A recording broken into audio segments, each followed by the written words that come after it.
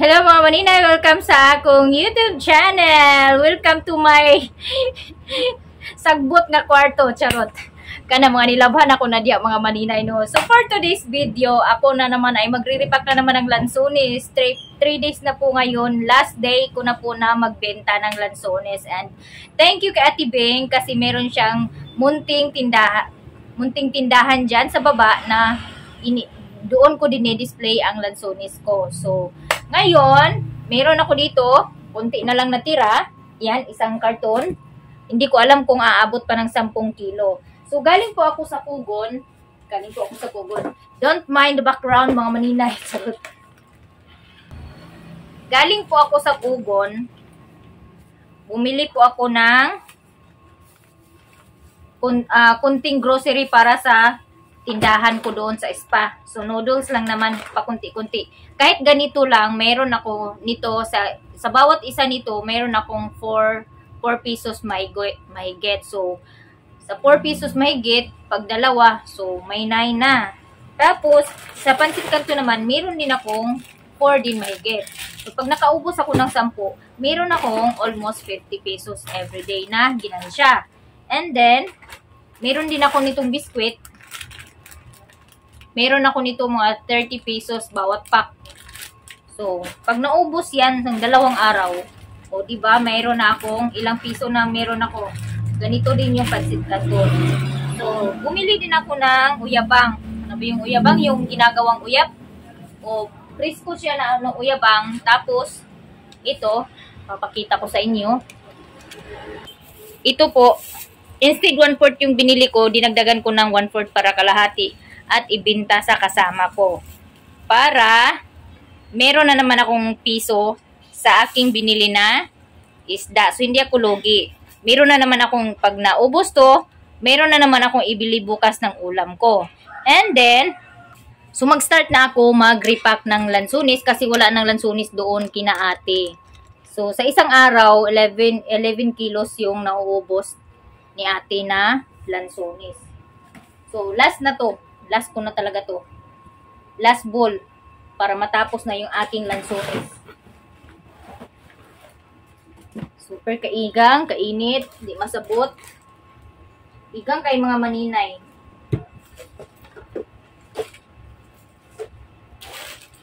So, kailangan lang talaga discarding mga maninay para mabuhi ta diris kalibutan kayo. Di ta mo discarding, patay man ta, kay watay ka unon, no?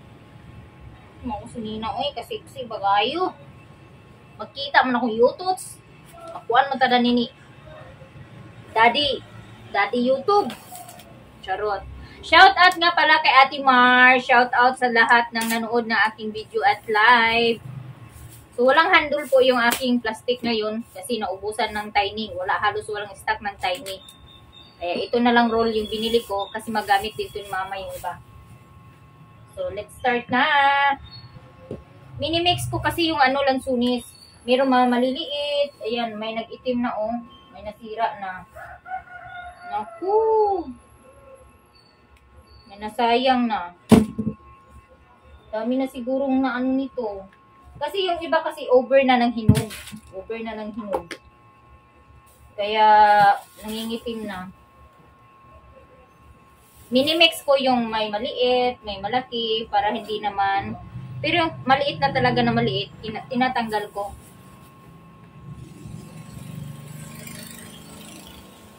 Hindi ko alam kung ilang kilo pa ba to.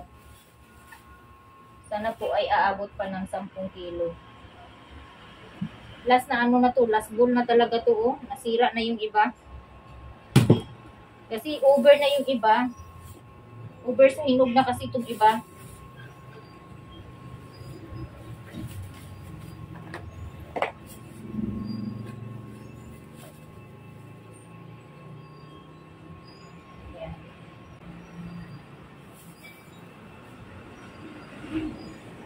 Dami nang medyo marami na yung nasayang. Hindi ko kasi na-repack to lahat kahapon kasi wala na akong plastic. Kaya hindi na ubos. Siguro kung na-repack ko to lahat kahapon, ubos na to. Hindi kasi ako nakapunta dun sa Pugon. Akala ko kasi kasya pa yung plastic na nasa natira. Kaya enjoy siguro yung piyesta sa Kabulacan. Ang dami daw bisita nila Lilin. Sabi ko kay mama, mahingi ka kay Lilin ng ulam. Sabi naman ni mama, wala ng ulam kasi ang daming bisita ni Lilin. Okay lang. Ang dami talagang bisita ni Lilin. Gusto niyo mga iba nito. Tinitingnan ko kasi chine-check ko, tinatanggalan ko ng sira.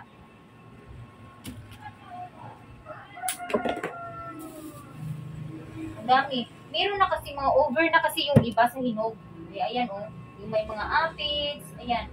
Ito may mga aphids, grabe ang tamis nito mga mga malinay. Sobrang tamis nito. Yung may aphids.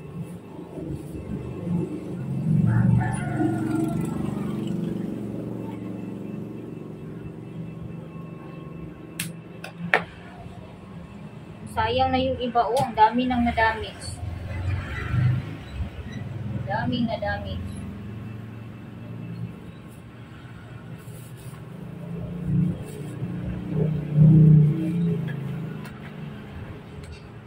Hindi na siguro to aabot ng 10 kilo. Kaya Ate Ruby, dalawa daw sa kanya. Muntik nang hindi matirhan si Ate Ruby. So, yung mga kuko, inaano ko na, ang dami nang nasira guys. Ang dami nang nasayang.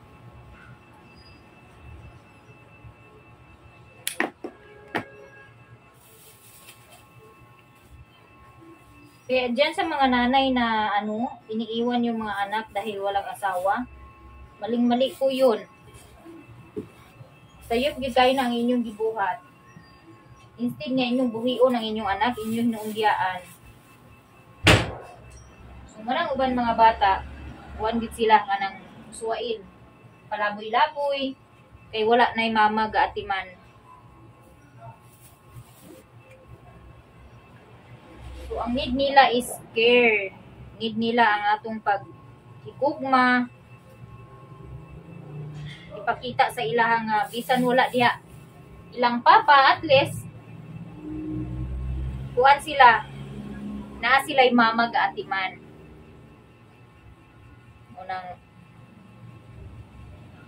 paningkamot versus paninguha. Munay gingon paningkamot versus paninguha.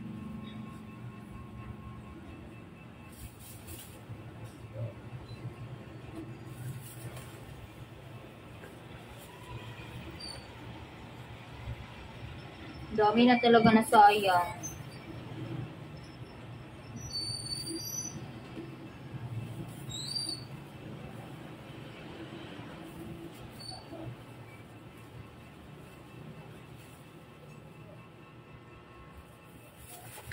So, 3 kilo. Yung sa mga kasama ko, utang kasi yun. Sa yun? Sa sahod na bayaran bukas. Sahod namin bukas or di sa Merkulis. Okay lang yun kasi binabayaran talaga nila kasi sinisingil ko naman. Imposible namang hindi sila magbabayad sisingilin ko talaga. Hindi ko sila titigilan hanggang hindi nila ako binayaran job. Charot lang. So, ganun lang. Pero yung grocery ko, pinapautang ko sa umaga. Pinapabayaran ko paggabi. Kasi wala akong ibaligya pagbalik ko. Ilang utangon na lang forever. Daghan kaayo na kuan, daghan na kaayo na daot. As in, naglagom ng uban. Pagka ganito, tinatanggal ko, pinipilian ko. Tapos yung mga medyo malaki ng konti, hinahalo ko.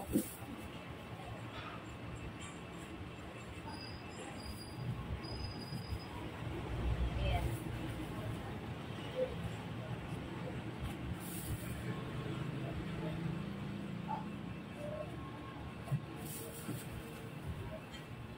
Siguro mga more than 40 kilos ang nadala na akong alansunis. Kaya ang sa akong mga kauban is mga kuha na to siya ka kilo. Pila to akong gidala kagahapon. 7 kilos yata yung dinala ko kahapon. Ay 6 kilos yung dinala ko 7 kilos yung dinala ko kahapon plus 16, so 23 kilos plus ang dito na halin dire is 23 pod ka kilo. So 40, so mga 50 kilos tanan ang akong na dala nga lansunis. Kay kung dito lang ni ibaligya, tag 25 ang kilo lang. So munang giagwantahan gid nako in taon, gigna nako akong Mother Earth nga ayaw ibaligya kay ako'y mo baligya sa akong mga kauban. So thank you po kay Ate Beng kasi may ano si Ate Beng, meron tindahan diyan. Tapos ano ba, pabor siya sa mga kuan walay tindahan diri nga duol nga namaligya og lansunis. Oh my God, ang dami na dami na nasayang guys. Ito na mga maninay, meron pang 8 kilo.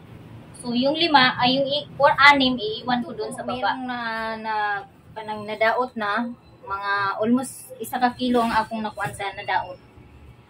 So karon human naman ko gripak sa lansunis, mag-prepare na pud ko sa akong sudan nga lutuon nga i-fried lang nako, i-prito lang nako kay dili hasol, dali ra. So ngayon naman gagawin ko, maghugas ako nitong alamang ba to? Uyabang, anong tawag nito? So yung salaan, yung pansala yung ginamit ko para talagang maano yung tubig, ma-drain yung tubig.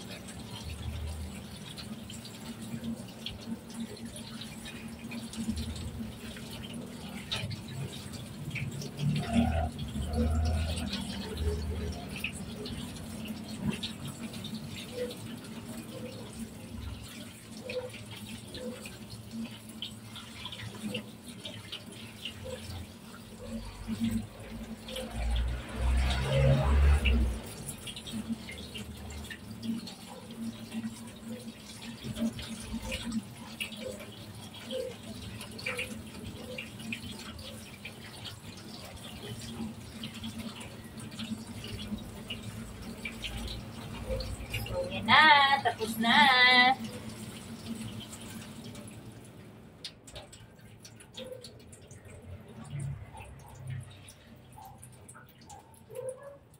Nawala na yung amoy niya.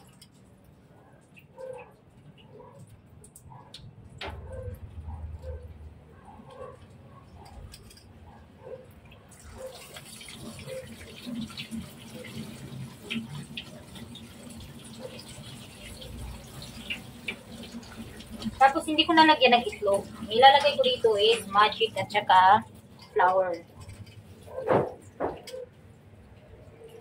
Okay, kailangan kong ipatong para hindi maglangsa yung loob ng kwarto ko.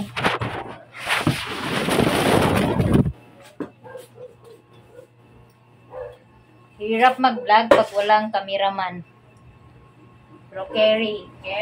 Bili din ako nito kasi mag-ano ako ng sabaw kahit walang laman, yung lamas lang. Sarap maghigop ng sabaw. Tapos ngayon, ang gagawin ko is lagyan ko siya ng magic at saka asin at flour. Next ay lagyan ko siya nailipat ko na sa lalagyan, tapos lalagyan ko na siya ng isang buong magic sarap. Tapos, lagyan ko siya ng kunting asin para medyo may maalat naman.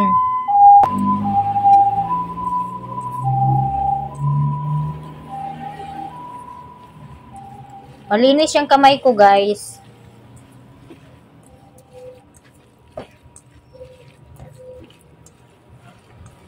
Wala kasi akong disposable gloves. Hindi kasi ma-mix ng masyado pag dili ingon anion. Kung kutsara lang gamiton pag mix, dili siya ma-mix og tarong. Tsaka malinis na malinis yung kamay ko. 100% nahugasan na yan. Charot.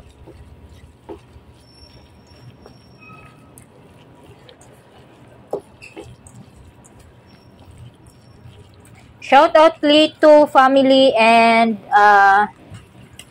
sino pa ba yun?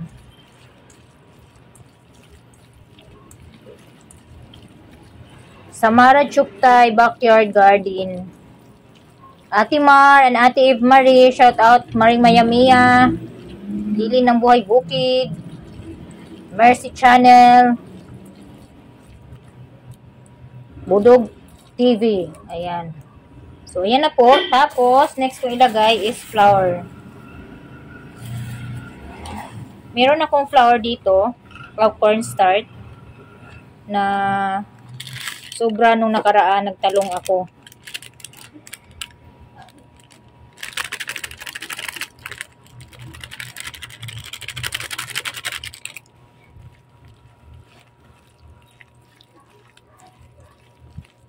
Hindi nalagyan ng itlog kasi dagdag gasto na yun.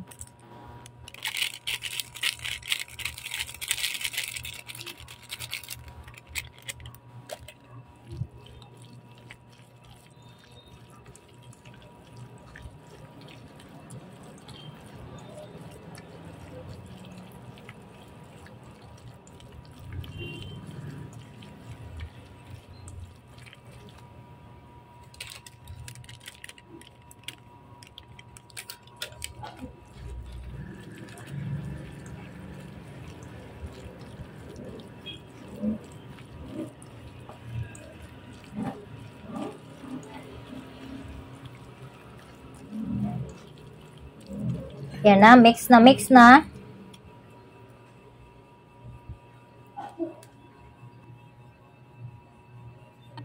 Ayan, mainit na ang oil. Ready na ang aking kawali. So, ako'y magsimula ng magprito.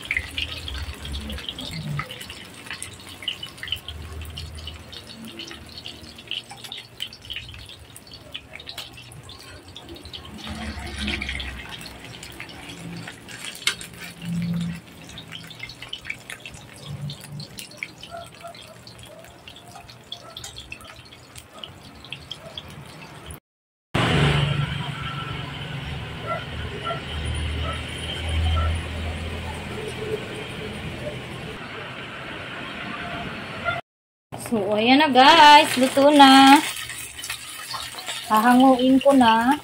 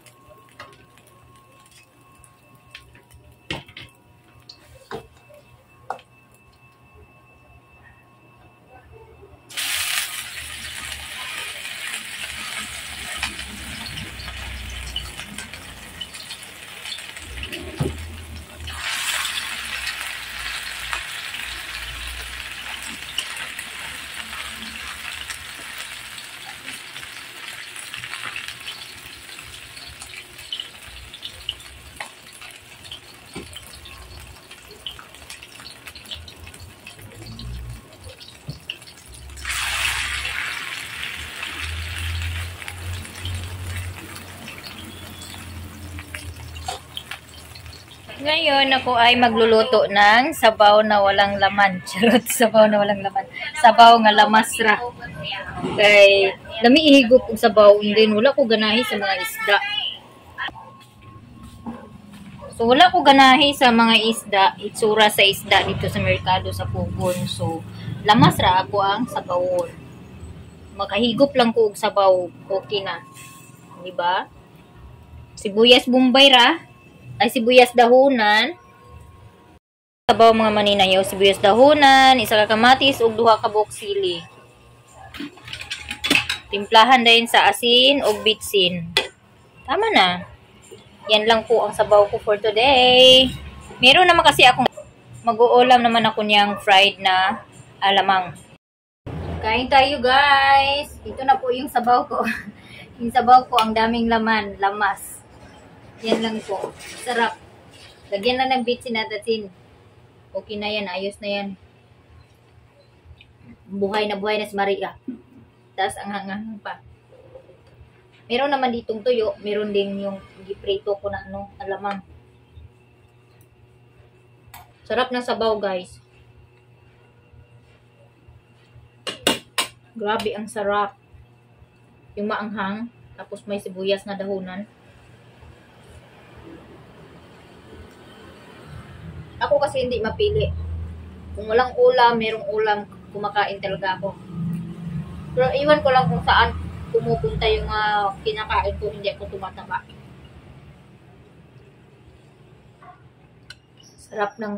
Sarap. May bitsin lang, okay na.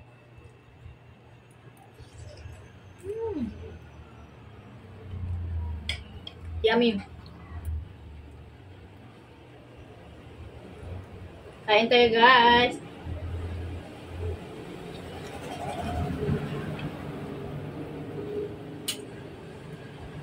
Ito paborito ko sa lamas. Kalimutan ko kasi pumunta ng merkado kagabi.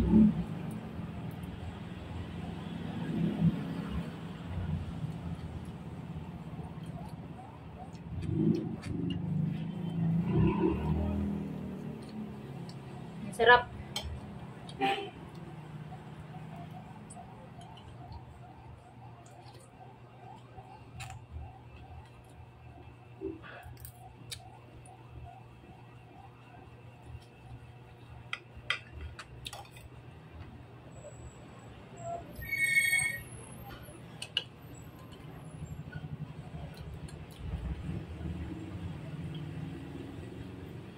Hindi naman kailangan na maraming ulam sa harapan mo para mabusog ka.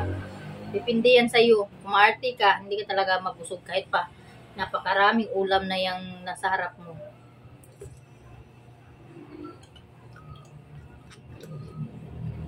Kami kasi sa bukid, diskarte. Kailangan talaga may diskarte para magkaroon ka ng ulam. Kahit anong dahon na pwede mong ulamin, uulamin talaga.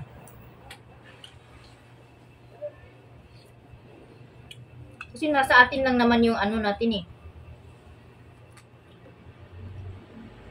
Nasa diskarte lang natin na mabuhay tayo.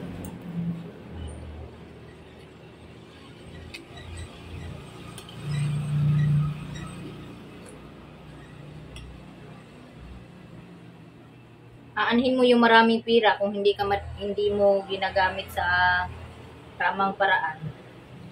Kaya kahit marami kang pira kung hindi mo ginagamit sa tama, hindi ka rin aasinso.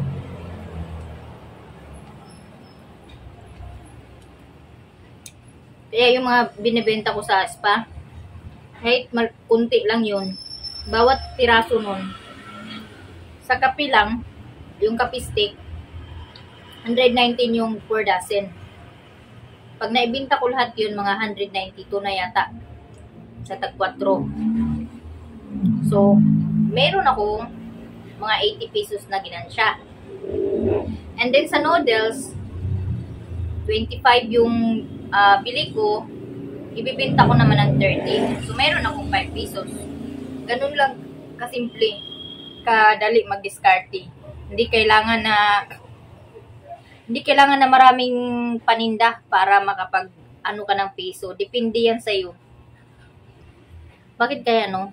Kahit mainit yung panahon, bakit masarap pa rin uminom ng mainit na sabaw? Maghigop ng mainit na sabaw. Pawis na ako, pero ang sarap pa rin higupin yung mainit na sabaw.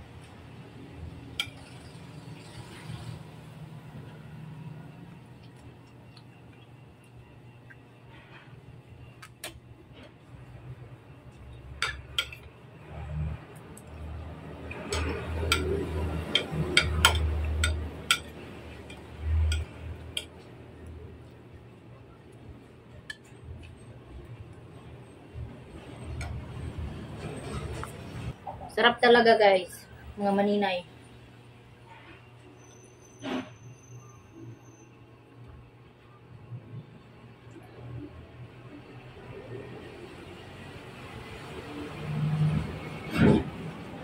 Thank you Lord for the blessing.